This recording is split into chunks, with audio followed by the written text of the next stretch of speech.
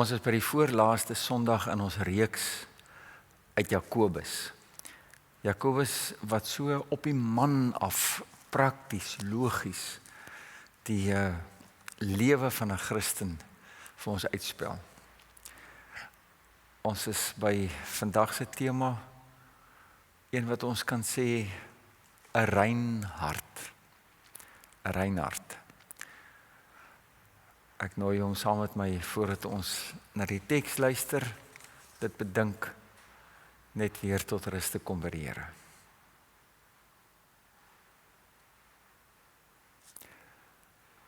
Here, dankie dat ons kan weet, U ons vang ons waar ons is.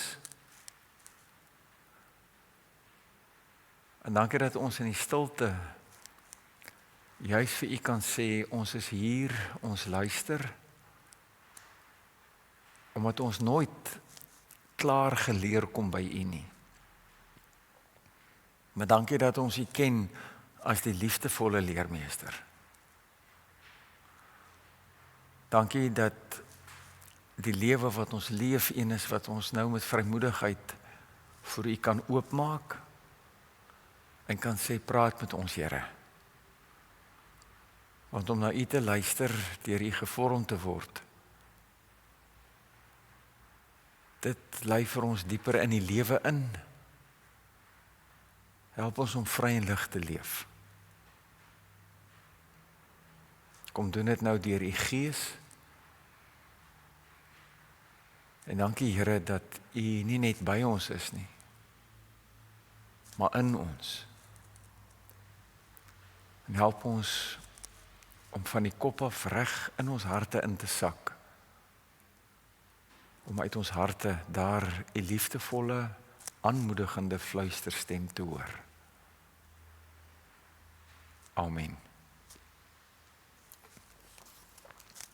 Ek lees in Jakobus 3 vanaf vers 13 en dan lees ek deur tot vers 8 van Jakobus 4 en ek lees dit in die Nuwe Lewende Vertaling. Aangesien julle wys is en verstaan wat God wil hê, moet julle sorg dat julle leefstyl goed is. Julle wysheid moet juis in nederige gedrag sigbaar word. As julle bitter jaloers is en selfsugtige ambisie in julle harte het, moenie dan spog dat julle wysheid het nie. Dis om teen die waarheid in te lieg. Jaloesie en selfsug is nie wysheid wat van God afkom nie. Dis eerder aards, tipies van iemand se sondige natuur. Eintlik is dit demonies. Want waar jaloesie en selfsugtige ambisie is, daar sal jy ook wanorde en allerlei gemeene dade kry. Maar die wysheid wat van bo kom, is in die eerste plek suiwer. Verder is dit vredelievend, inskikkelik, bedagsaam. Dit is bereid om ontferming te toon en het goeie gevolge. Dit diskrimineer nooit en is altyd opreg. Die vredemakers saai saad van vrede. Hulle oes omdat hulle reg lewe voor God. Waar kom die rusies en gevegte onder julle vandaan? Is dit nie julle sondige drange wat julle ledemate so soldate gebruik om te veg nie? Julle wil dinge hê wat julle nie het nie en pleeg dan moord om dit te kry. Julle is jaloers oor wat ander het en as julle dit nie in die hande kan kry nie, veg en beklei julle om dit by hulle te vat. En eintlik is die rede hoekom julle nie het wat julle wil hê nie, die feit dat julle nie God daarvoor vra nie. En selfs wanneer julle vra, kry julle dit nie omdat julle motiewe verkeerd is. Julle wil goed hê net om dit self te geniet. In julle huweliksverhouding met God is julle ontrou. Besef julle nie dat vriendskap met die wêreld jou 'n vyand van God maak nie? Hoor wat ek sê. As jy die wêreld tevrede wil stel, het jy klaar as vyand teen God stelling ingeneem. Of dink julle dat die skrif sommer maar net sê, God wil die lewe wat hy ons gee net vir homself hê? God is egter besig om ons steeds meer genade te gee, om aan hom getrou te wees. Daarom sê die skrif, God weerstaan hoogmoedige mense, maar aan nederige mense gee hy genade. Wys dus dat jy van God afhanklik is, deur na hom te luister. Weerstaan die duiwel, en hy sal van julle af wegvlug. Kom nader aan God, en hy sal nader aan julle kom. Was julle hande van die sonde wat daaraan kleef, julle sondaars? Maak julle harte skoon, julle twee gesigte, wat nie kan besluit aan wie julle getrou wil wees nie. Van die tweede gedeelte is intense, amper ontstellende woorde. En ek dink die ontstellende is die feit dat Jakobus hier skryf vir gelowiges. In ons taal vandag wedergebore Christene, kerkmense, gelowiges.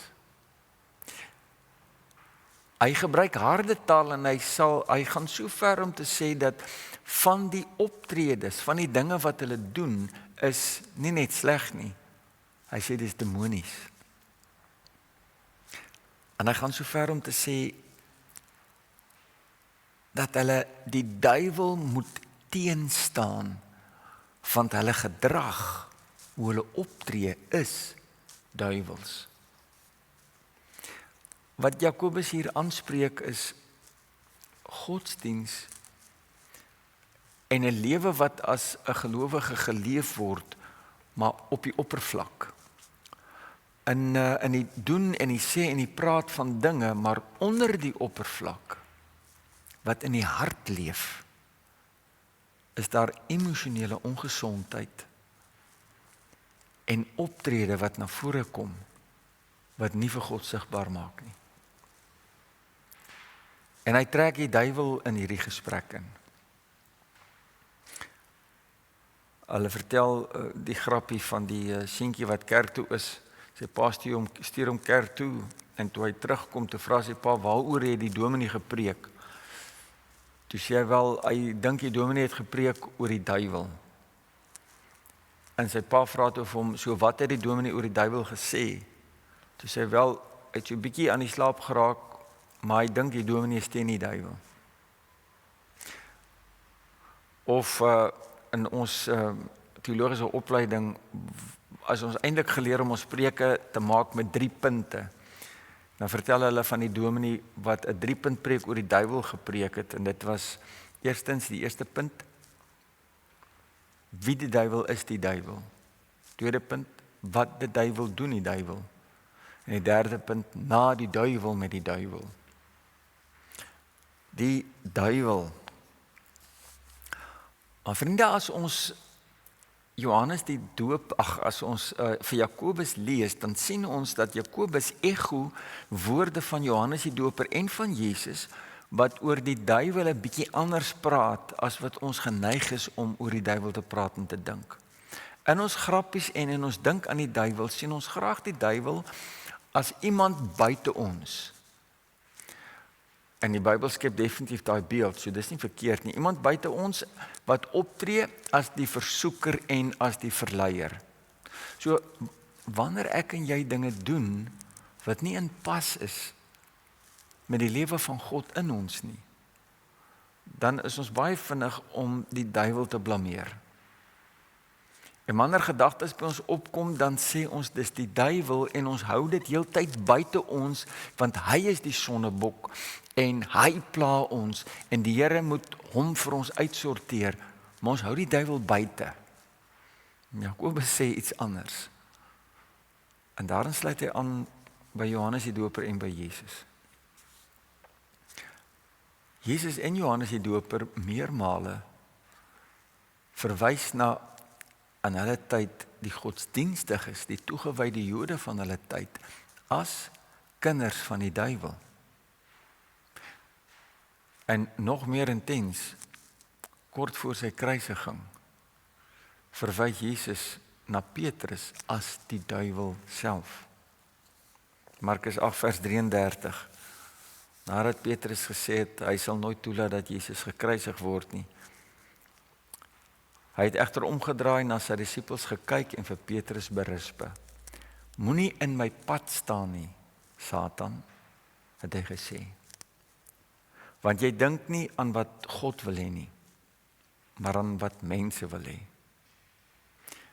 Jesus sê vir Petrus in soveel woorde, Petrus, jy is die duiwel, want dit wat nou uit jou gedagtewêreld, uit jou binnewêreld na vore kom, is die duiwel homself.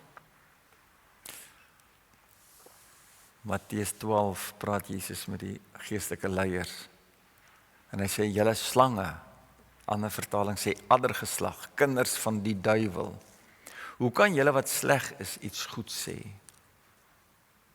Waar die hart van vol is, loop die mond van oor. Die goeie mens bring die goeie tevoorskyn uit die oorvloed goeie dinge in sy hart. Die slegte mens bring die slegte dinge tevoorskyn uit die oorvloed slegte dinge uit sy hart.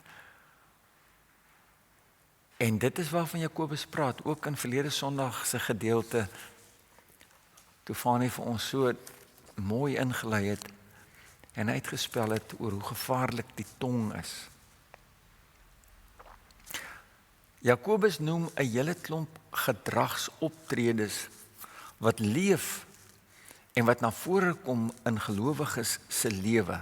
En is erge goed, jaloesie, selfsug, rusies, onderlinge gevegte. En as hy sê, hulle vermoor mekaar, dan reken ek, hy verwys ook na Jesus se woorde, ek dink nie hulle het fisies mekaar met messe doodgesteek nie, hy verwys na Jesus se woorde, dat wanneer jy iemand se karakter afbreek, dan pleeg jy moord. Want jy pleeg geweld teen God se beeld in daardie mens.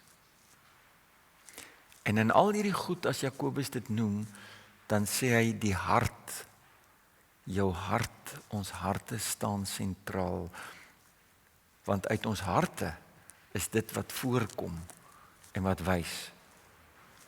Sien, die dinge wat in hulle harte leef en uitkom, is liefdelose gedrag, wat 'n onveilige gemeenskap skep, wat duiwels is. En dan is Jakobus se hele betoog, dat hulle gedrag moet verander deur die duiwel teen te staan. Maar is dit dan nou belangrik dat ons in ons verstaan van die duiwel as iets in iemand buite, nie weer maar net in die slaggat trap om die duiwel te blameer, om die sondebok te maak en eintlik 'n verontskuldigende rede te hê en vir die Here te sê hy moet eintlik die duiwel namens ons uitsorteer. Vriende, hier is die skuif. Daar is 'n wonder. En die wonder speel af in ons harte. En die plek waar die stryd teen die bose vir die lig gevoer word, is in my en jou hart. In ons binnewêreld. Daarom sê Paulus, ons hoop op die heerlikheid is Christus in ons. En ek is van kleins af as 'n kind geleer, jy moet bly wees, Jesus is in jou hart. En dis wat in my hart is, wat Jesus in God sigbaar maak, maar hier is die ander feit, wat Jakobus uitlig. Dis ook wat in jou hart is, wat die duiwel sigbaar maak. En dan skielik is die duiwel nie meer 'n mannetjie met 'n pylstert en rooi oogies, wat die sonnebok is vir my kwaad nie. Maar dit raak ook ek self. Gedrag, denke, reaksie, is alles dinge wat 'n uitdrukking is van wat in my binnewêreld aan die gang is. En Jakobus sê, as dit ware, wat leef in jou hart? Wat in my binnewêreld aan die gang is egter nie so 'n maklike ding om te beantwoord nie. Die wetenskap van neurologie is besig om ontdekkings te maak en vir ons duidelik te maak dat konservatief geskat 99% van wat in my binnewêreld as mens aan die gebeur is, 99% van al my breinaktiwiteit en al my optrede is onbewustelik. Net 1% is dit waarvan ek bewus is, wat ek bedink en wat ek dink, ek gaan nou besluit om so en so op te tree. 'n ander manier om dit te beskryf is met die beeld van 'n ysberg.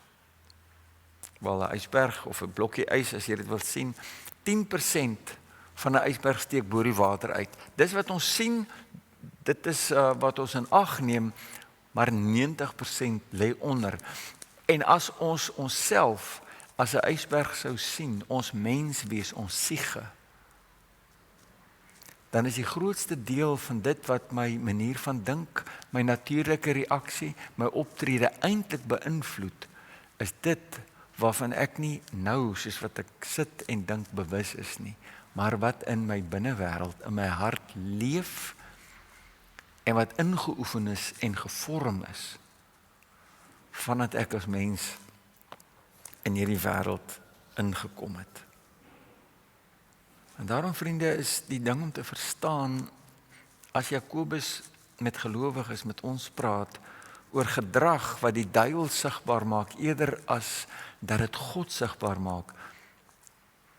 Dit is oor dinge wat in my hart leef. En dan nou ons uit om daarvoor oop en bewus te raak. Want vriende, my optrede en my voornemens is nie so maklik soos wat ek graag wil dink dit is nie. Dis die sielkundige Carl Jung wat al hierdie opmerking gemaak het. Everything that irritates us about others can lead us to a understanding of ourselves. Jung het al wetenskaplik sielkundig begin verstaan dat alle gedrag na die buitekant toe, wat ons maar heeltyd projekteer as ander mense doen dit aan my, is eintlik maar ons reaksie op grond van wat in ons binnekant aangaan. Die stryd daarom teen die duiwel en die manier om die duiwel teë te staan is nie as iets in iemand buite ons nie. Dis binne in ons. Ons kan blind wees vir die duiwel, omdat ons so oppervlakkig besig is om vir onsself en vir die wêreld en vir God goed te lyk met allerlei voornemens, dat ons blind kan wees om ons harte oop te maak dat God dit kan verlig. Lukas 8 vers 9, die gelykenis. Met die oog op mense wat seker was dat hulle eie saak met God reg is en wat op ander neergesien het Jesus hierdie gelykenis vertel. 2 mense het na die tempel toe gegaan om te bid. Die een was 'n fariseer en die ander een 'n tollenaar. Die fariseer het gaan staan en by homself so gebid: O God, ek dank U dat ek nie soos ander mense is nie, diewe, bedrieërs, egbrekers, en ook nie soos hierdie tollenaar nie. Ek vas 2 keer 'n week en ek gee my 10de van my hele inkomste. Maar die tollenaar het daar ver bly staan en wou selfs nie in die hemel opkyk nie. Hy het bedroef op sy bors geslaan en gesê: O God, wees my sondaar genadig. Ek sê vir julle, hierdie man, en nie die ander een nie, het huis toe gegaan as iemand wie se saak met God reg is. Elkeen wat hoogmoedig is, sal verneder word. En hy wat nederig is, sal verhoog word. Vriende, die stryd teen sonde is nie buite ons nie.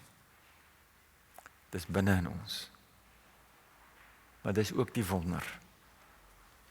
Want dieselfde plek waar die sonde woed, diep binne in my onderbewuste, in die kamers van my hart, daar waar ek die duiwel raak, met woorde en optrede wat kom uit pyn, uit selfsug, uit vrees, uit wonde. Dieselfde plek, dieselfde hart, is ook die plek, die hart, wat God wil oorrompel, vars maak, skoon maak, nuut maak met sy liefde, en wat God ons vra, om na hom toe te draai en ons hart aan hom te wy. En as ons 'n mens wil soek wat die kuns hiervan verstaan het, dan is dit Dawid. Psalm 51, na die letterlike sonde wat hy gepleeg het met Batseba, sê hy, skep in my 'n rein hart, o God. Nadat hy oop was, om weer eens te sien dat hy in gedrag onbewus was van wat in sy hart leef. Waar sien die mens God? Hoe raak God sigbaar in hierdie wêreld? God raak sigbaar waar mense uit 'n hart wat in liefde vir God leef, met dade en optrede van liefde vir God sigbaar maak. Waar sien ons vir Satan in hierdie wêreld? Daar waar mense uit 'n hart wat uit pyn, selfgeregtigheid, duisternis, liefdeloosheid optree, dat Satan die bose self in menslike gestalte sigbaar word. Vriende, die enigste genesing vir my en jou selfsug, vir ons weerstand, vir ons woede, vir ons jaloesie, die enigste genesing vir daai goed wat as daar genoeg druk op my toegepas word, so uitpop en ek weet nie waar dit vandaan kom nie. Die enigste genesing daarvoor is nie om vir die duiwel buite my 'n skuld te gee nie, maar is om in hierdie hart dit oop te maak en nuut gemaak te word, genees te word met God se liefde. Daarom sluit Jakobus die gedeelte af en hy praat van ons verhouding met God as 'n liefdesverhouding, waar God jaloers sê, hy soek ons hele hart. En daarom dat Jakobus vir ons sê, die stryd om reg of verkeerd, die stryd om op 'n ander manier te leef, is nie deur harde te probeer om die reëls na te kom of die regte ding te sê of doen nie, maar is om my hart voor God oop te maak. Daarom, soos ons afsluit, wat staan my en jou te doen? Eerstens, staan die duiwel teë. Nie deur die duiwel te blameer as iets of iemand buite jou nie, maar deur oop te raak. Dat jy in die donker binnekante van jou hart self die duiwel is, waarvoor jy moet insak en bewus raak van wat daar leef. En ek moet oopmaak. Hoe doen ek dit? Tweede ding. Leef bewustelik. Leef so met die wete dat God jou aan hom vasgemaak het en jy nie hoef bang te wees vir sy oordeel nie. Leef so dat jy jou gedrag en jou optrede objektief waarneem. Watter gedrag in ander maak jou kwaad en ontstel jou? Raak bewus daarvan en vra dan die vraag, hoekom reageer jy so sterk? Hoekom bied jy weerstand? Hoekom is daar dinge wat dan na vore kom wat nie getuig van die liefde van God in jou nie? Watter vrees, watter seer, watter wond leef in jou wat maak dat jy liefdeloos reageer en optree? En hou dit oop voor God. Laat hy dit genees. Dat hy daai donker seerkamer in jou hart vul met homself. Wat moet ek doen? Sak onder die ysberg in van wat in my hart aangaan en waag dit, omdat God se liefde nie veroordeel of skaam maak nie, maar genees, om die wurms van die pyn en die jaloesie en die angstigheid en die vrees van my binnewêreld voor God oop te maak, dat sy lig daarop kan skyn. Want wanneer sy lig daarop skyn, dan verloor dit die krag, dat dit sonder dat ek bewus is daarvan my optrede bepaal. En laastens, dit waarmee Jakobus afsluit. En al hierdie goed is daaglikse dinge wat ek doen, nader tot die Here. Dis om daagliks myself te anker in God se liefde. Om God te bedink vir wie en wat hy is, vir sy onvoorwaardelike genade in Jesus Christus, en om my hart aan hom te wy, naak, eerlik, oop, sodat hy my kan volmaak. Vir my is een van die beste maniere om tot die Here te nader, om skrif te gebruik, en daarom sluit ek af met die woorde van Dawid in Psalm 51. Nadat hy met sy sonde met Batseba, sonder dat hy hom kon bedink, 'n verskriklike gruwel gepleeg het, het hy dit nie toegemaak of blameer nie, maar afgesak, oopgeraak vir wat in sy binne te leef, en het dit oopgemaak vir God. Ek lees vers 12. Skep in my 'n rein hart, o God. Gee my 'n nuwe standvaste gees. Moenie my verban weg van u teenwoordigheid nie. En moenie u Heilige Gees van my af wegneem nie. Gee my tog weer die vreugde van die redding en maak my gewillig om u te gehoorsaam. Vers 18. U verlang nie offers nie.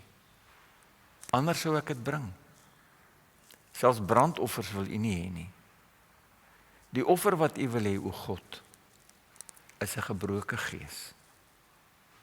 'n gebroke en berouvolle hart sal u nie verwerp nie, o God. Ons bid saam.